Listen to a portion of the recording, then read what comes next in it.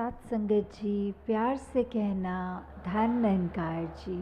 तो ये जो मन के भक्ति वाले भाव हैं कि कैसे ये इंसान अपने अंदर के जो मानवीय गुण हैं उन गुणों को हमेशा एक बढ़ाता चला जाए, और अगर इस मनुष्य चोले में आया है, मनुष्य का शरीर लिया है, तो कैसे वो शरीर का एक हमेशा सदुपयोग ही हो।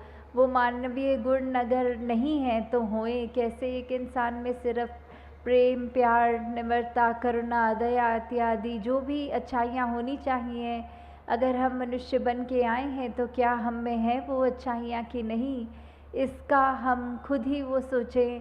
और किस तरह अपने जीवन में वो लानी है अपने अंदर, वो सत्संग रूप का जो सहारा रहता है, सेवा का, सुमिरन का। और सबसे पहले तो ये बात कि कैसे हम अपना असली जो हमारा एक आइडेंटिटी है, हम असली में क्या हैं, हम कहाँ से आए हैं, कहाँ को मृत्यु के बाद जाना है और अब जीते जी कैसा जीवन बिताना है, जब ये सही सलीका पता हो। ये तो युगों युगों से संतों ने बताया है कि ये बस ब्रह्म ज्ञान ही है कि जब ऐसा ये अनमोल रतन झोली में पड़ जाता है तो फिर यही बात होती है कि हमारा मुख उजला हुआ है और अब हमें वो समझ है कि ये ब्रह्म ज्ञान रूपी दात हमारे पास आ गई है। तो कैसे ये जीते जी भी हमारे लिए ये बहुत उपयोगी है, और मृत्यु के बाद यही है जिससे मोक्ष और मुक्ति का जो बात आती है। तो दातार सभी पे कृपा करे कि ऐसे ही सेवा, सुमिरन, सत्संग करते हुए अपना जो इस प्रभु परमात्मा निरंकार पे एतबार है ये एहसास करते हुए जीवन जब बिताएंगे तो हम ऐसे कोई अपने आप को स्थिति में नहीं डालेंगे जिसको हम बाद में सोच के ये कहें कि हमने ऐसा उस पल में कर दिया तो ये हमारा ही नुकसान हुआ है। और हम हमेशा बस एक वो जो सही जीवन जीने का सलीका होता है उस तरह से जी सकते हैं। तो आज जिस तरह ये हरदेव वाणी का शब्द है तो उसकी पंक्तियाँ। हाँ जी। भूखा अगर पड़ोसी है तो तू मिल बांट के खाया कर। तो कैसे हमारे इसमें व्यवहार के अंदर जहाँ अच्छाइयाँ हमें प्रतिदिन और डालनी चाहिए, वहीं दूसरों के हित के लिए कि अगर हमें कोई दिख रहा है कि किसी की स्थिति उस रूप में है कि अगर किसी को किसी चीज़ की आवश्यकता है और वो चीज़ अगर हमारे जीवन में है, चाहे वो कोई वस्तु के रूप में हो या कभी कभी किसी को सिर्फ एक इमोशनली एक मन से सिर्फ एक चाहिए होती है, वो सांत्वना कह लें या जो भी, कि हम अपने मन के रूप में उसको एक तरह से एक राहत दे सकें। चाहे कोई भी रूप हो जीवन में, किसी के पास अगर कोई चीज़ नहीं और हमारे पास वो है तो हम उसको अगर उसके साथ बांटेंगे, अगर हमारे को तो परमात्मा ने ऐसा दिया है कि हमारा ये भंडार भरे हुए हैं, क्योंकि परमात्मा जितना भी देता है हर एक को वो उसके लिए बिल्कुल उतना ही आवश्यक होता है।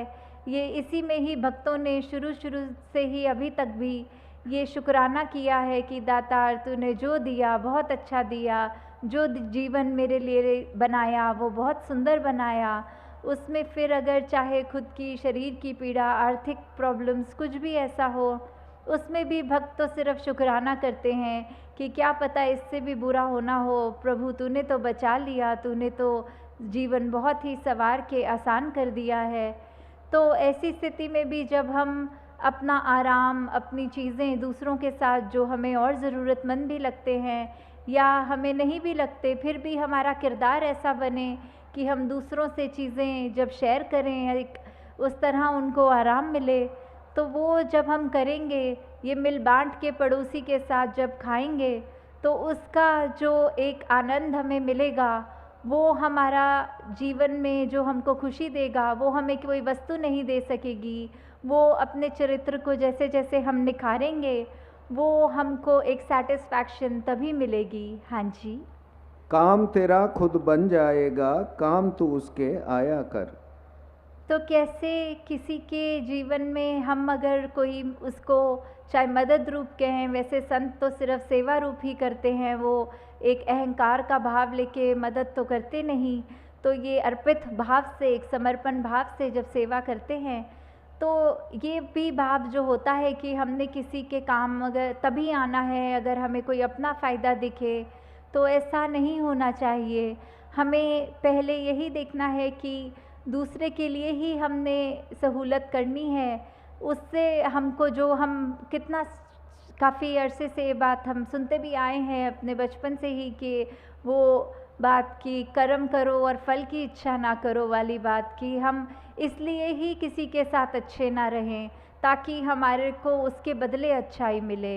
नहीं, हमारे को अच्छाई मिले बुराई ये हमने नहीं सोचना, हमने दूसरे के काम आना है। और उसमें अगर परमात्मा हम पे कृपा करे, ये निरंकार ने जो करी हुई है हमेशा, तो ज़रूर देगा वो, ज़रूर एक अच्छाई चीज़ ही हमको, अच्छी चीज़ ही उसके बदले। पर अगर बात वही हमारी इंटेंशन की है कि हमारी सोच की है, अगर कोई अच्छा कार्य करने से पहले हम समर्पित नहीं हैं, हम यही सोचें कि ये करने से मुझे इसका दुगना फ़ायदा होगा, तो फिर वो कार्य करने का भी कोई पॉइंट नहीं होता। तो यहाँ भाव सिर्फ इन पंक्ति में यही है कि हमने अपना काम हमारा सवरेगा जब दूसरे का भी हम अच्छाई ही उसको देंगे, पर ये बात हमने मन में नहीं आनी देनी कि हमारी अच्छाई हो इसीलिए दूसरे का काम हम करें। हाँ जी। घर पड़ोसी का बचा ले, अपना घर बचाना जो। तो हमें किस तरह एक दूसरे का सहारा बनना है। अगर हम दूसरे का नुकसान होने से बचाएंगे तो ही अपने लिए भी, अपने जीवन में भी हम एक सुकून महसूस करेंगे। एक वो बात कि अगर अपना हमें सब सुरक्षित रखना है तो हमें दूसरे का भी नुकसान नहीं करना, कि नहीं तो अगर हम यही सोच रखेंगे कि हम दूसरे को तो ऐसे तंग कर देंगे, उसको तो परेशान कर देंगे, उससे हमारा क्या नुकसान हो रहा है।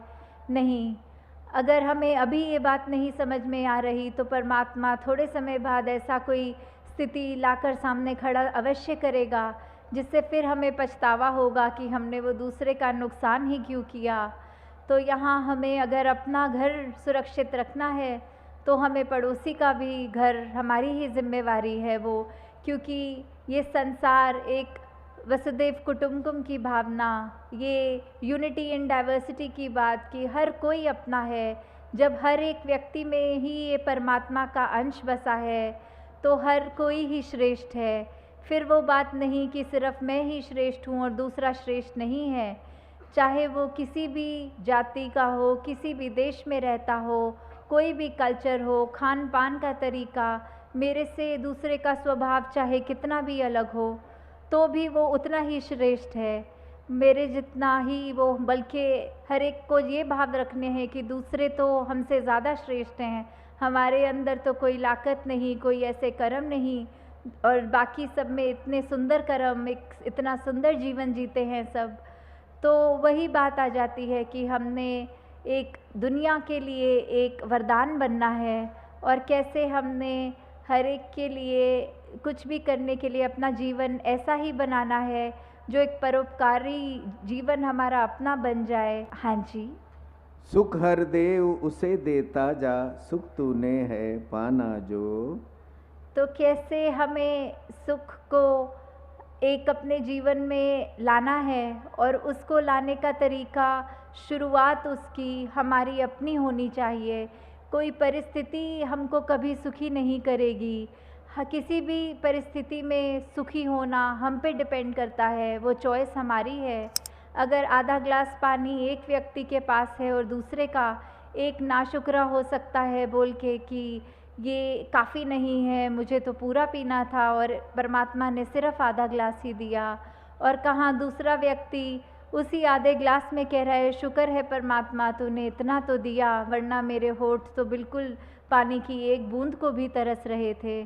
तो हमने अपने जीवन में क्या करना है, किस तरह की सोच रखनी है। शुरुआत एक अच्छाई की हमने करनी है तो किसी दूसरे ने नहीं हमारे अंदर आके वो बदलाव करने हैं। जब हम एक सत्य के साथ जुड़ जाते हैं, जब ये ब्रह्म ज्ञान रूपी दात हमारे जीवन में आ जाती है, जब हम वो सच्चाई पहचान लेते हैं कि क्या हमारे जीवन में है जो हमारे जीवन को एक रोशनी में ही रखता है, किस तरह हमने जीवन को जीना है और क्या है जो हमारी असली पहचान है। क्योंकि शरीरों ने तो हमारे शरीर कितनी योनियों से अगर निकल के आए हैं, तो कभी जानवर, कभी कुछ बनकर, अब जब मनुष्य में बनकर आए हैं तो अभी वो चांस है, वो सुनहरा मौका है हमारे पास कि हम ये प्रभु परमात्मा की पहचान कर सकते हैं। और एक वो पहचान जब हो जाती है तो निश्चित रूप से ही हमने जहाँ अपना तो जीवन सफल करना है, हमने एक संसार के लिए भी एक पॉजिटिव योगदान देते हुए, एक सिर्फ़ और सिर्फ अच्छाई की बात मन में रख के हर एक के दिलों तक एक महक अपने जीवन में खुद जब हो, तो फिर वो फूल जैसे होता है, तो फूल को कहना नहीं पड़ता मैं फूल हूँ। उसकी खुशबू, उसकी मासूमियत, उसकी ये नाजुक जो जो क्वालिटीज़ हैं उसके अंदर, वो जब कोई भी आसपास से गुज़रेगा वो तो सूंघता हुआ खुद ही पहचान लेगा यहाँ आसपास कोई फूल है। तो हमने अपने जीवन में ही इतनी खूबसूरती रखनी है कि फिर वो जीवन हमारा खुद तो हम सफल करेंगे और हर एक का उसी के साथ और भी एक उनके जीवन में भी एक वो इम्पैक्ट, एक पॉजिटिव दे पाएंगे। तो दातार सभी पे कृपा करे कि हर एक का जीवन ऐसा बन जाए कि एक संतों ने जो चाहा है सदियों से कि हर एक मनुष्य किस तरह का जीवन जिए, किस तरह की सोच रखे, मन में हर पल हर व्यक्ति के क्या भाव होने चाहिए, इस परमात्मा के साथ किस तरह अपनी लिव जोड़कर जब एक एक सांस में परमात्मा बस जाता है रोम रोम में, तो फिर हमारा जीवन उस अनुसार जब चलता है तो ही एक सफल जिंदगानी बनती है। साथ संगत जी, प्यार से कहना, धन निरंकार।